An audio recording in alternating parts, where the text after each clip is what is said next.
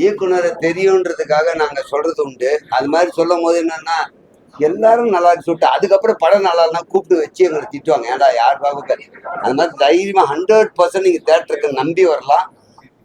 மிக முக்கியமா ஒண்ணு என்னன்னா இதை வந்து ஒரு பெரிய எக்ஸ்பீரியன்ஸ் கெயின் பண்ணுவீங்க. என்னை பொறுத்த வரைக்கும் ஒரு கதையை படிச்சீங்கன்னா அது இப்படி இருக்கும் நம்மளா கற்பனை பண்ணுவோம். இவருக்கு கற்பனையில பேய் ஒரு மாதிரி இருக்கும், என் கற்பனை பேய் அது மாதிரி ஒரு கற்பனை இருக்குல்ல, அதுக்காக பேய் படம் வச்சிடாதீங்க. அது மாதிரி ஒரு கற்பனை இருக்கும்ல, அந்த கற்பனையை பிக்சரா ஒருத்தர் பண்ணி காமிச்சா எப்படி இருக்கும், ஃபுல்ஃபில் ஆகும்ல, எனக்கும் திருப்தியா இருக்கும்.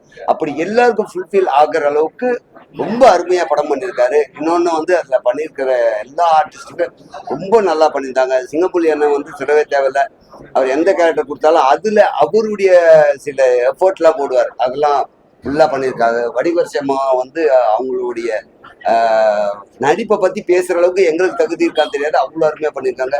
குழந்தைங்க நல்லா பண்ணியிருந்தாங்க. அப்புறம் இன்ஸ்பெக்டர் கேரக்டர் பண்ணியிருக்க பிரதர் ரொம்ப நல்லா பண்ணியிருந்தாரு.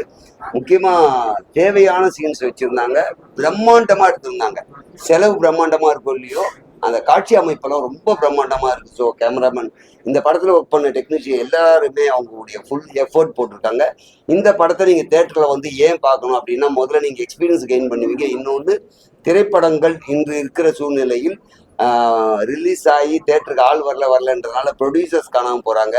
பல கற்பனைகள் தன்னுடைய எண்ணங்கள் வச்சுட்டு டைரக்டர் வராங்க, அவங்களுடைய லைஃப் ஸ்பாயில் ஆகுது, ஆர்டிஸ்டுங்க லைஃப் ஸ்பாயில் ஆகுது. இதெல்லாம் மீண்டும் வரணும் அப்படின்னு நீங்க நினைச்சீங்கன்னா கண்டிப்பா நீங்க தான் எங்களை வாழ வைக்கிறீங்க. அதனால தேட்டர்ல வந்து படம் பாருங்க.